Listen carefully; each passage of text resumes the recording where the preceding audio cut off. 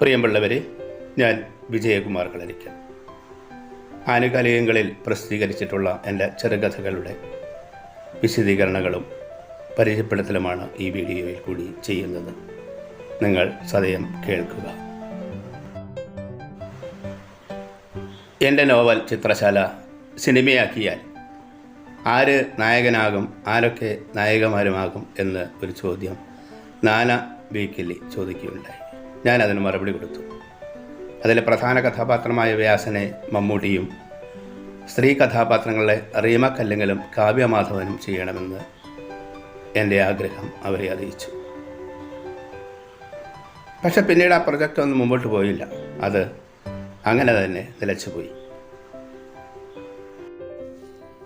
ഇരുൾ എന്ന ചെറുകഥ ദേശാഭിമാനി വാരിക പ്രസിദ്ധീകരിച്ചതാണ്. മകൻ്റെ ചികിത്സയ്ക്ക് വേണ്ടി ഒരു പെൺകുട്ടിയെ കൊല ചെയ്യാം എന്ന് തീരുമാനിച്ച്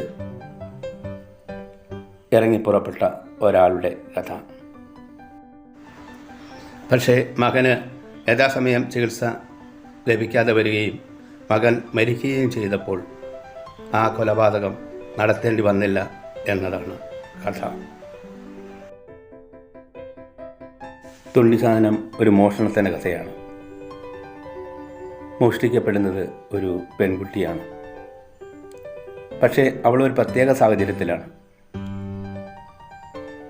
ഇൻ്റർനെറ്റ് വഴി അന്തർദേശീയമായിട്ട് തന്നെ അവളുടെ നഗ്നത സമൂഹം കണ്ടുകൊണ്ടിരിക്കുകയായിരുന്നു.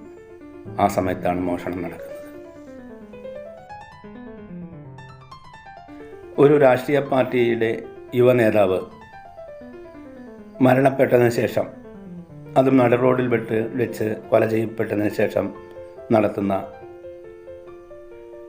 ചാനലുകളുടെ റിയാലിറ്റി ഷോയാണ് മരണാനന്തര റിയാലിറ്റി ഷോ. അതിൻ്റെ കുൽസിതമായ ചാനലുകളുടെ കുൽസിതമായ കുറേ കാര്യങ്ങളും അതിലുണ്ട്. ജീവിതം സന്തോഷകരമാക്കാൻ പുതുവഴികളെ തേടുന്നവരാണ് ഇന്ന് മനുഷ്യർ. അങ്ങനെ തേടിപ്പോയ ഒരു വ്യക്തിയുടെ ഭാര്യ അയാളുടെ വഴികളെക്കുറിച്ച് അന്വേഷിച്ച് നടക്കുന്നതാണ് ഈ കഥ. കണ്ടെത്തുന്നുണ്ട്. നമ്മളുടെ ജീവിതത്തിൽ ആവർത്തനങ്ങൾ ഉണ്ടാവാറുണ്ട്. തനിയാവർത്തനം എന്ന് തന്നെ അതിനെ പറയാം. മറ്റുള്ള ജീവിതത്തിലുണ്ടാകുന്ന കഥകൾ അല്ലെങ്കിൽ ജീവിത സാഹചര്യങ്ങൾ നമ്മളുടെ ജീവിതത്തിലും ആവർത്തിക്കപ്പെടുന്നു. ഈ കഥയിൽ അതാണ് പറയുന്നത്.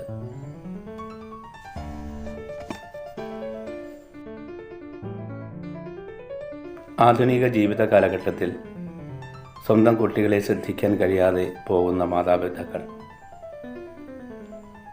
പലപ്പോഴും മനഃപൂർവ്വം ആണെന്ന് നമുക്ക് പറയാൻ കഴിയില്ല. അങ്ങനെ ഒരു കുട്ടിക്ക് സാന്ത്വനമായി ആ വീട്ടിലെ വേലക്കാരി വരുന്ന കഥയാണ് സാന്ത്വനം.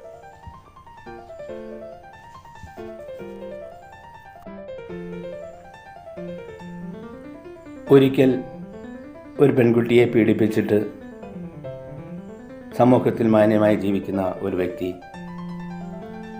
യാദൃശ്യമായി അയാളെ കണ്ടെത്തുന്ന പെൺകുട്ടി അയാൾക്ക് കൊടുക്കുന്ന സമ്മാനം ഇത്തിരി കൂടിപ്പോയി.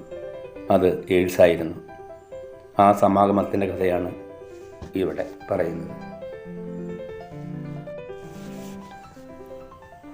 സഹോദരനെ വിവാഹം ചെയ്യുന്ന രാജകുമാരികളുടെ കഥയാണ് എഡിപ്പസ്.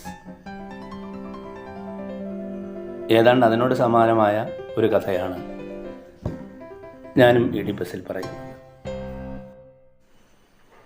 അച്ഛൻ്റെ ബ്ലോഗന മകൻ വായിക്കുന്നു.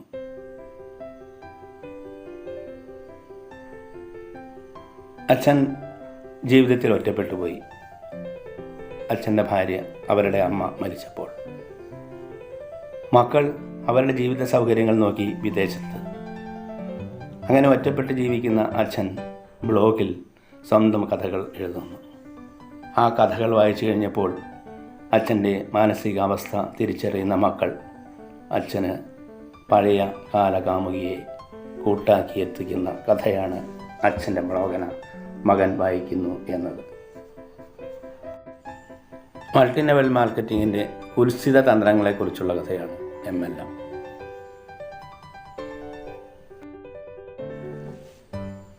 ഒരു പെൺകുട്ടി കാണാതെ വരികയും അതിനുശേഷം ആ കുടുംബത്തിലുണ്ടാകുന്ന ആ ദുരന്തത്തിൻ്റെ കഥയാണ് സാജയുടെ തിരോധാന ശാസ്ത്രം എന്ന കഥ. എൻ്റെ ഏറെ ശ്രദ്ധിക്കപ്പെട്ട ഒരു കഥ കൂടിയാണ്. വേട്ട സോഷ്യൽ മീഡിയയിൽ എന്ന് പറഞ്ഞാൽ എൻ്റെ യൂട്യൂബ് ചാനലിൽ ഞാൻ പ്രസിദ്ധീകരിച്ചിട്ട് ഏറ്റവും കൂടുതൽ വായന കിട്ടിയിരിക്കുന്ന കഥയാണ് വേട്ട. ആ കഥയുടെ പേര് തന്നെയാവാം അതിന് കാര്യമായിട്ടുള്ളത്. ഇത് ശരിക്കും ഒരു വേട്ടയുടെ കഥ തന്നെയാണ്. അത് നിങ്ങൾക്ക് യൂട്യൂബ് ചാനൽ വഴി കേൾക്കാവുന്നതുമാണ്.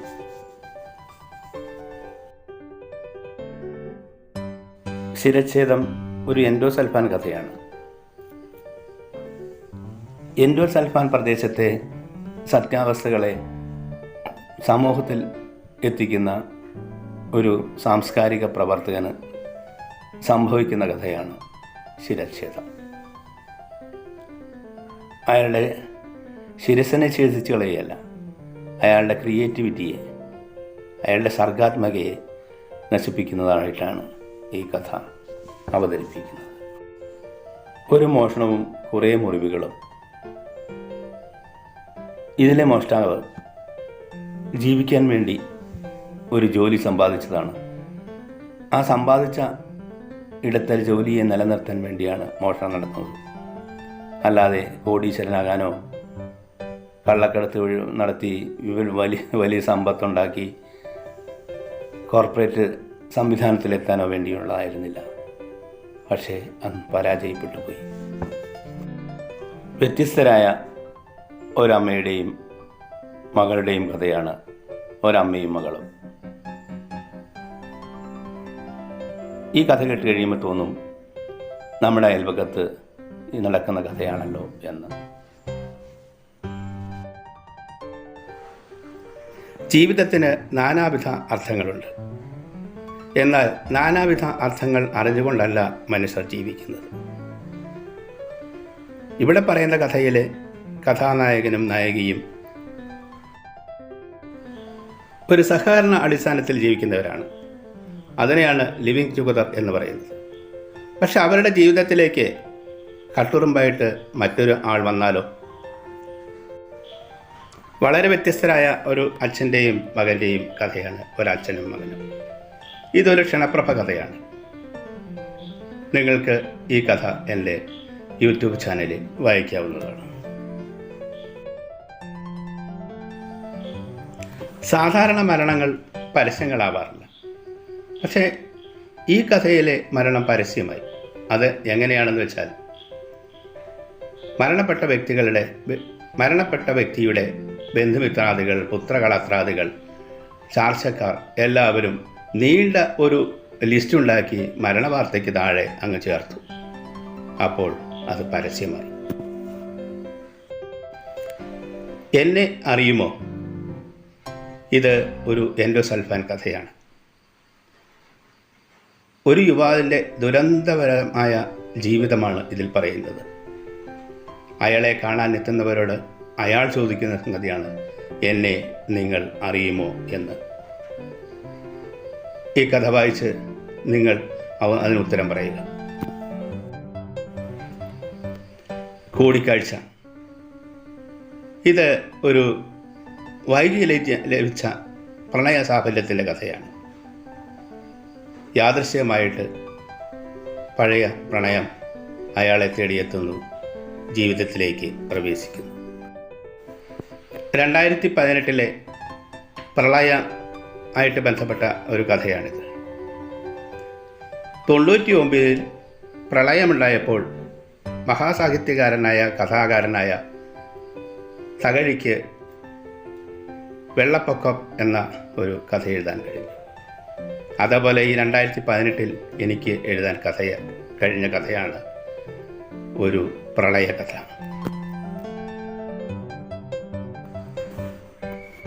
വായനക്കാരിയുടെ ചാരനാരാണ്? എഴുത്തുകാരൻ തന്നെയാണ്. ഇവിടെയും അത് തന്നെയാണ് സംഭവം. നിങ്ങൾക്ക് ഈ കഥ എൻ്റെ യൂട്യൂബ് ചാനലിൽ കേൾക്കാം.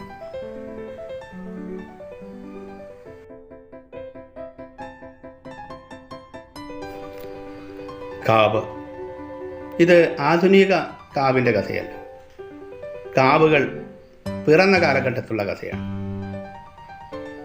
എന്താണ് കാവുകൾ? അതിന് പ്രകൃതിയായിട്ട്, മനുഷ്യനായിട്ട്, മനുഷ്യ ജീവിത സാഹചര്യങ്ങളുമായിട്ട് എന്താണ് ബന്ധം എന്ന് ഈ കഥ നിങ്ങളെ ധരിപ്പിക്കുന്നുണ്ട്. ആരും ഏത് സമയത്തും ഇരയാക്കപ്പെടാം എന്ന് ഓർമ്മിപ്പിക്കുന്ന, ധരിപ്പിക്കുന്ന ഒരു കഥയാണത്.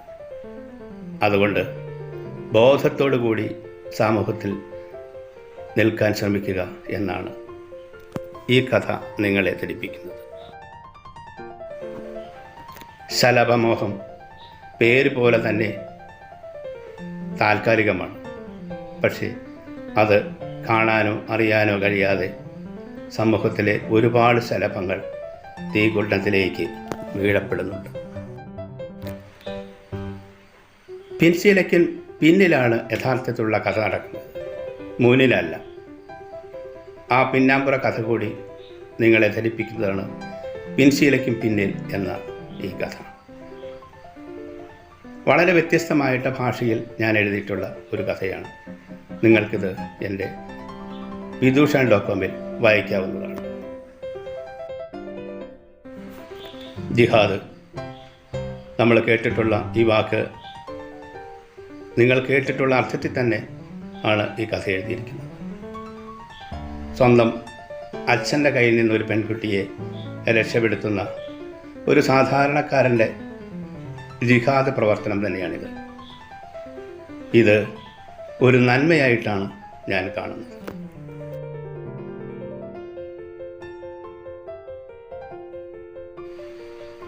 മരണം അനിവാര്യമായ കാരണം തന്നെയാണ്. പക്ഷേ മരണസമയത്ത് സ്വന്തം മക്കളെങ്കിലും അടുത്തുണ്ടാകണം എന്ന് ആഗ്രഹിക്കുന്ന മാതാപിതാക്കളുണ്ട്. അങ്ങനെ കഴിയാതെ പോയ ഒരു കാരണവരുടെ കഥയാണ്. അയാൾക്ക് 2 തുള്ളി വെള്ളം ഇട്ടുകൊടുക്കാൻ വേലക്കാരിയേ ഉണ്ടായുള്ളൂ.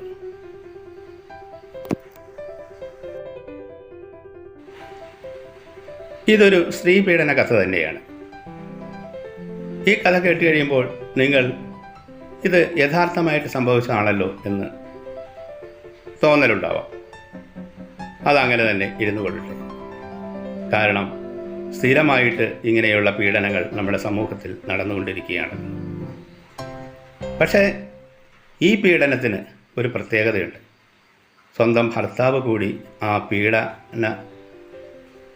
സഹായിക്കുന്നു എന്നുള്ളത്. രാജാക്കന്മാരുണ്ടാകുന്നത് നേർവഴിയിൽ കൂടിയൊന്നുമല്ല. അതിന് ചതിയും വഞ്ചനയും തട്ടിപ്പും ഒട്ടിപ്പും എല്ലാം ഉണ്ട്. അങ്ങനെ ഒരു രാജാവുണ്ടായ കഥയാണിത്. ആ രാജാവ് ആ രാഷ്ട്രത്തെ തന്നെ കീഴടക്കി, അല്ലെങ്കിൽ അയൽപക്കത്തെ രാഷ്ട്രത്തെ തന്നെ കീഴാക്കാൻ ശ്രമിക്കുന്നതിൻ്റെ കഥ വളരെ ചെറുതായിട്ട് പറയുകയാണ്.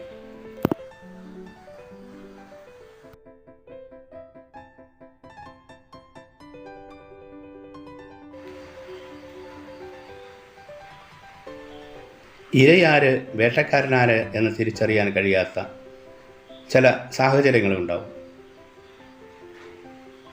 ഇത് സുനാമിയുടെ ഇരയാക്കപ്പെട്ട മനുഷ്യരുടെ കഥയാണ്. നിങ്ങൾ മനുഷ്യമാംസം തിന്നിട്ടുണ്ടോ? അതും യുവതിയുടെ മാംസം. ഇവിടെ ഇന്ത്യയിൽ, കേരളത്തിൽ തന്നെ മനുഷ്യമാംസം കിട്ടുന്ന ഇടങ്ങളുണ്ടെന്ന് പറഞ്ഞു കേൾക്കുന്നു. ഒരു നൂതന റിയാലിറ്റി ഷോയുടെ കഥയാണ്. New reality show. വിഷയം കിട്ടാതെ, അല്ലെങ്കിൽ ഒരു പുതിയ ഐഡിയ കിട്ടാതെ അവസാനം ആലോചിച്ചാലിച്ച് കണ്ടെത്തിയത് എന്താണെന്നറിയാമോ? കൊട്ടേഷൻ കൊടുത്ത് ലൈവായിട്ട് തന്നെ മരണത്തെ കാണിക്കുക. ഇതൊരു സാധാരണ പ്രണയകഥ, വളരെ കുഞ്ഞു കഥ, ക്ഷണപ്രഭ കഥ. നിങ്ങൾക്കത് എൻ്റെ യൂട്യൂബ് ചാനലിൽ വായിക്കാം.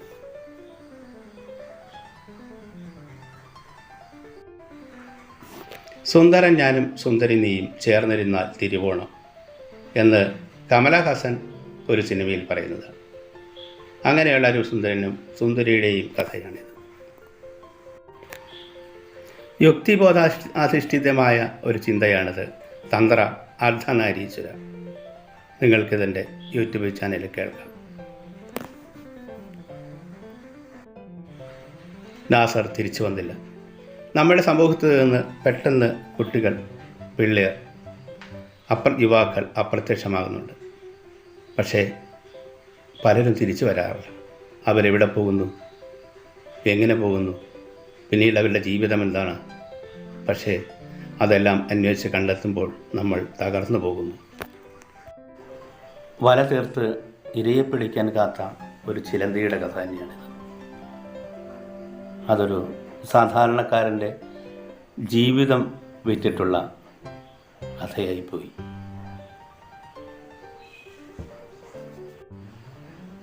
പെണ്ണിനെ നമ്മൾ പുരുഷന്മാർ എങ്ങനെയെല്ലാം വീക്ഷിക്കുന്നു എന്ന് ഈ ചെറിയ ഒരു കഥയിൽ ഞാൻ പറയുന്നു.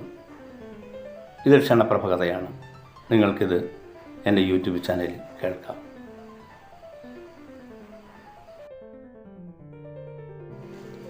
പിൻശീലയ്ക്കും പിന്നിൽ എന്ന എൻ്റെ ചെറുകഥയെക്കുറിച്ച് ഒരു വായനക്കാരൻ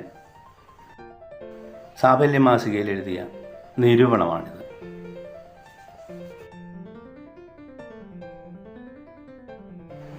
ഒരു അകാലമൃതൻ്റെ സ്മരണിക എന്ന എൻ്റെ നോവലിനെക്കുറിച്ച് പ്രശസ്ത നിരൂപകൻ കടാതി ഷാജി ആനുകാലികത്തിൽ എഴുതുന്നത് വരാൻ പോകുന്ന കാലത്തിൻ്റെ നോവൽ എന്നാണ്. കേട്ടെഴുത്തുകാരൻ്റെ ഒളിക്കാഴ്ചയെക്കുറിച്ച് നിരൂപകൻ കടാതി ഷാജി എഴുതുന്നു, ഇതൊരു കോർപ്പറേറ്റ് രാഷ്ട്രീയ നോവൽ ആണെന്ന്. ഈ രണ്ട് നോവലുകളും എൻ്റെ വെബ്സൈറ്റായ vidushakan.com നിങ്ങൾക്ക് സൗജന്യമായിട്ട് വായിക്കാം.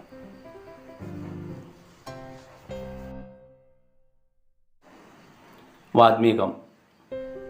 ഇത് ഒരു ഉൽപ്പത്തി കഥയാണ്. ഇന്ത്യൻ സവർണവർഗത്തിൻ്റെ ദൈവിക ചിന്ത എങ്ങനെയുണ്ടായി എന്ന് പറയുന്ന കഥയാണിത്. വെറും സാധാരണക്കാരനായ യോഹന്നാൻ എന്ന വ്യക്തിക്കുണ്ടാകുന്ന പരിണാമത്തെക്കുറിച്ചുള്ള കഥയാണ് ഇത്.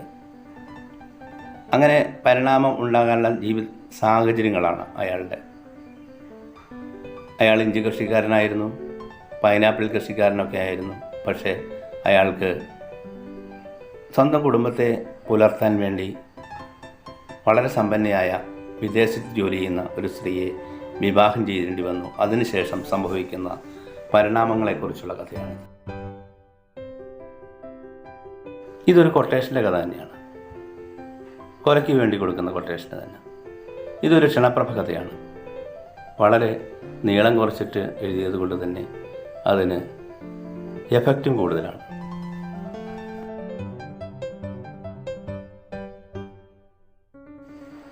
വാക്കും രുചിയും. നമുക്ക് സ്വന്തമായിട്ട് ഉള്ളത് വാക്കും നമ്മളുടെ രുചിയുമാണ്. രുചി എന്നുള്ളത് നമ്മൾ കഴിക്കുന്ന ഭക്ഷണം തന്നെയാണ്. വാക്ക് എന്നുള്ളത് നമ്മുടെ സംസാരം. അത് നശിപ്പിക്കാൻ ശ്രമിക്കുന്ന വളരെ ചെറിയൊരു കഥയാണിത്.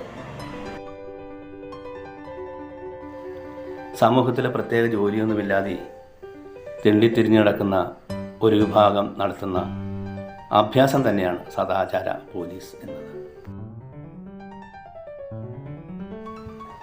കോവിഡ് കാലത്ത് പ്രണയം എന്നൊന്നില്ലായിരുന്നു. അങ്ങനെ പ്രണയം ഇല്ലാതായിപ്പോയ അവസരത്തിൽ ഒരു ജാരപ്രണയമുണ്ടായി. അതാണ് ഈ കഥ. ഇനി കുറേ കോവിഡ് അധിഷ്ഠിതമായിട്ടുള്ള കഥകളാണ്.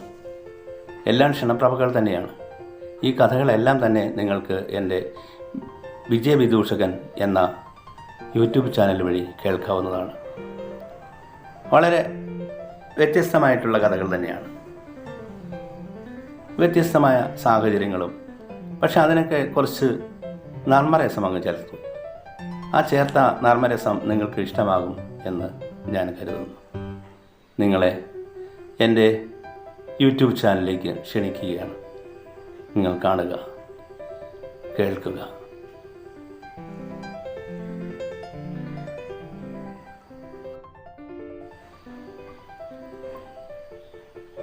സ്വന്തം കുടുംബത്തിലെ കാരണവരെ പരസ്യമായി വിചാരണ ചെയ്യുന്നൊരു കഥയാണിത്. സ്വന്തം കുടുംബത്തിൽ തന്നെ ഒരു കാരണവരെ ഒരു വിവരമോഹിയായ മകൻ ചോദ്യം ചെയ്യുന്നതാണ് വിവരമോഹി. മലയാളിയുടെ അത്യാസക്തിയുടെ കഥയാണ് വേറിട്ട കാഴ്ചകൾ. ഇതും ഒരു ക്ഷണപ്രഭ കഥ തന്നെയാണ്. ഞാഞ്ഞൂലും ഒരു ക്ഷണപ്രഭ തന്നെയാണ്. ഞാഞ്ഞൂലുകളുടെ ജീവിതം വളരെ വ്യത്യസ്തമാണ്. പക്ഷേ അതിനെ കളിയാക്കുന്നവരാണ് സമൂഹത്തിൽ കൂടുതൽ. ആ കളിയാക്കൽ വിഡ്ഢിത്തമാണെന്ന് പറയുന്നതാണ് ഈ കഥ. ജീവിതം സ്വപ്നതുല്യമെന്ന് പറയും. സ്വപ്നം കണ്ടിട്ടുള്ള ജീവിതമാണ് യഥാർത്ഥമെന്ന് കരുതുമ്പോൾ അത് സ്വപ്ന ജീവിതം വേറെ ഒരു അർത്ഥത്തിലായി മാറും. തനിക്കുണ്ടായ ഭിന്നശേഷിത്വത്തെ വിൽപ്പനയ്ക്ക് വെച്ച് ജീവിത സാഹചര്യങ്ങൾ കെട്ടിപ്പടക്കുന്ന ഒരു ലോട്ടറി കച്ചവടക്കാരൻ്റെ കഥയാണ് ഭിന്നശേഷിത്വം. സാക്ഷ്യം പറച്ചിലുകൾ കള്ളത്തരങ്ങൾ തന്നെയാണ്. അത് ആൾദൈവ കഥ മുതൽ പരസ്യങ്ങൾ വരെ ആയാലും അങ്ങനെ തന്നെയാണ്. സമൂഹത്തിൽ ഒരുപാട് ഉപദേശികളെ കാണാം. അവർ സമൂഹത്തിന് ഗുണം ചെയ്യുന്നതിനേക്കാൾ കൂടുതൽ ദോഷം ചെയ്യുന്നവരാണ്. 2 തെറിക്കഥകൾ. പറയുന്നത് പച്ച മലയാളത്തിലെ തെറിയല്ല, എന്നാലും ഇത് തെറിക്കഥകൾ തന്നെയാണ്. ക്രൂശിക്കപ്പെട്ട നിരപരാധിയുടെ കഥയാണിത്. സമൂഹം കൂട്ടക്കൊല ചെയ്യുന്നത് പോലെ ഒരു അവസ്ഥ ആയിരുന്നു അത്. രാജാവ് നഗ്നനല്ല.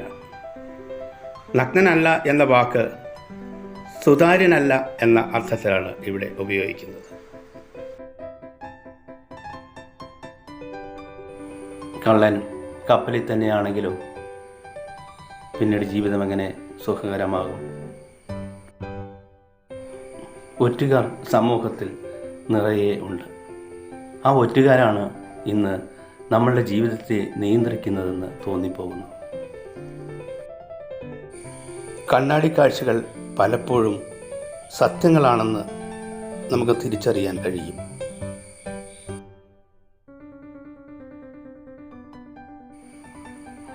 ജീവിതം തന്നെ മുച്ചീട്ടുകളിയാണ്. ആ ജീവിതം വെച്ചിട്ടുള്ള മുച്ചീട്ടുകളി അല്ല ഇവിടെ പറയുന്നത്. ശരിക്കുള്ള മുച്ചീട്ടുകളിക്കാരൻ്റെ കഥ തന്നെയാണ്. ഇരിക്കുന്ന മരം മുറിക്കുന്നവർ വിഡ്ഢികളാണോ എന്ന് നിങ്ങൾക്ക് ഈ കഥ വായിച്ചിട്ടറിയാൻ കഴിയും. തുഗ്ലക്ക് രാജാവ് സുതാര്യനായിരുന്നു, ജനകീയനായിരുന്നു. അതൊരു സംശയവുമില്ലാത്ത കാര്യമാണ്. 3 ഭാഗങ്ങളുള്ള ഒരു കഥ. ഇത് ജോസഫ് ജാൻ സിനിമയ്ക്ക് വേണ്ടി ഞാനൊരിക്കൽ ഇതിൻ്റെ ത്രെഡ് അതിൻ്റെ പിന്നിൽ പ്രവർത്തിച്ച ചിലരോട് സംസാരിക്കുകയുണ്ടായി. പക്ഷേ അവരെന്നെ ഒഴിവാക്കിക്കൊണ്ട് ആ സിനിമ വേറെ തിരക്കഥയിൽ, കുറച്ച് മാത്രം വ്യത്യാസങ്ങൾ വരുത്തിയ തിരക്കഥയിൽ സിനിമയാക്കി.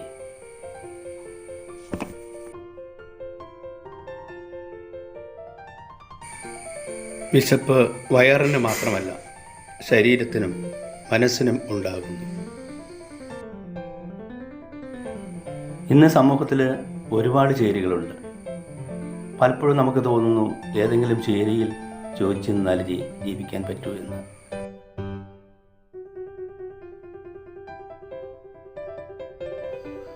സ്നേഹലത സ്നേഹപ്രകടനത്തിൻ്റെ കഥ തന്നെയാണ്.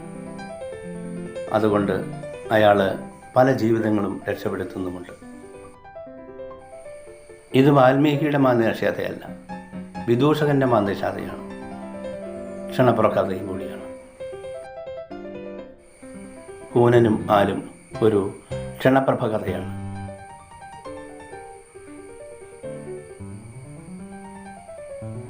ഭ്രാന്തും ഒരു ക്ഷണപ്രഭ കഥ തന്നെയാണ്. ഈ കഥയിൽ അച്ഛനെ ഭ്രാന്തനാക്കുന്ന അടുത്ത തലമുറയുടെ കഥ. തുത്തുകുണുക്കി പക്ഷി. തുത്തുകുണുക്കി പക്ഷിയുടെ ചിന്തയിരിക്കുന്നത് ഈ ലോകം തന്നെ തിരിയുന്നത് തൻ്റെ വാലാട്ടൽ കൊണ്ടാണ് എന്നതാണ്. ഇതൊരു പാവം വിശ്വാസിയുടെ കഥയാണ്. എല്ലാ വിശ്വാസികളും പാവങ്ങളാണെന്ന് ചിന്ത എനിക്കില്ല. ഇത് ഇന്നത്തെ അഭിമുഖമല്ല, നാളെയോ മറ്റന്നാളോ വരാൻ പോകുന്ന അഭിമുഖത്തിൻ്റെ കഥയാണ്. ശംഭൂകൻ്റെ കഥ ഒരു ആൾക്കൂട്ട കൊലയുടെ കഥ തന്നെയാണ്. അതൊരു സംശയവുമില്ലാത്ത കാര്യം തന്നെയാണ്.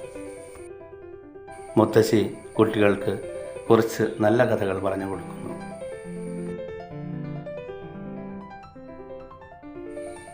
സുനിമോളുടെ ജീവിതം എങ്ങനെ മാറ്റിമറിക്കപ്പെടുന്നു എന്ന് ഈ കഥയിൽ പറയുകയാണ്. അതിന് മൊബൈലിനുള്ള സ്വാധീനവും പറയുന്നുണ്ട്. പൊതുജനത്തെ മൃഗങ്ങളാക്കി മാറ്റണം. മനുഷ്യരാക്കിയാൽ അവർ ചിന്തിക്കും. ചിന്തകൾ രാജാവിൻ്റെ മൃഗീയതയെ ഇല്ലായ്മ ചെയ്യും. നാണയം, വേഷം, നിഴൽ 3 ക്ഷണപ്രഭ കഥകളാണ്. കല്ലുകൾ ബിംബപൂജയുടെ ആധാരങ്ങളാണ്.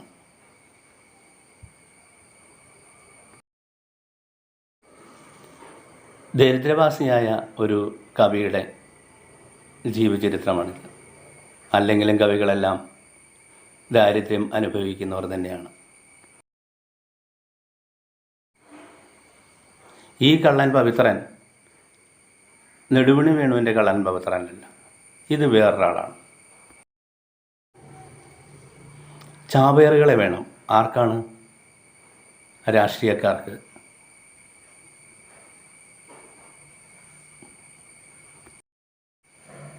നെരിപ്പോട് ഒരു സ്ത്രീയുടെ ജീവിതകഥ തന്നെയാണ്.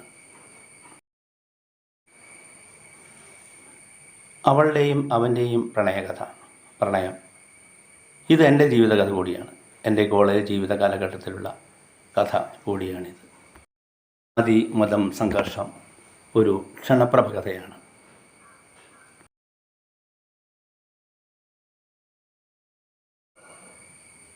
സാമൂഹിക അകലം പാലിക്കൽ, കോവിഡിൻ്റെ ഒറ്റപ്പെടുത്തലിൻ്റെ കഥയാണ് പറയുന്നത്. പാമ്പും കോണിയും ഒരു പ്രളയബാധിത ജീവിതകഥ പറയുകയാണ്. സോഷ്യൽ മീഡിയയിൽ ഒരുപാട് സെൽഫികൾ കാണാം.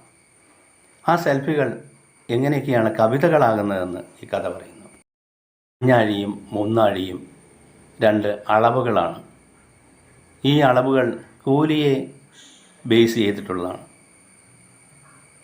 അഞ്ഞാഴി കിട്ടേണ്ടവന് തന്നെയാണോ അഞ്ഞാഴി കിട്ടുന്നത്, മുന്നാഴി കിട്ടേണ്ടവനാണോ മുന്നാഴി കിട്ടുന്നത് എന്ന് ചിന്തിക്കുമ്പോൾ തോന്നിയ ഒരു കഥയാണിത്. ബോൺസായി ഒരു സ്ത്രീ ജന്മം തന്നെയാണ്. ഇത്തിൽ കണ്ണികളെ സൂക്ഷിക്കണം. അവർ നമ്മളുടെ ജീവിതത്തിൻ്റെ മധുരങ്ങളെ നുകർന്ന് ഇല്ലാതാക്കും. ഇനിയും പറഞ്ഞുകൊണ്ടിരിക്കുന്നത് കുറേ ക്ഷണപ്രഭ കഥകളാണ്. ഇതുകളെ കേൾക്കാൻ നിങ്ങളെ ഞാൻ സാദരം ക്ഷണിക്കുകയാണ്.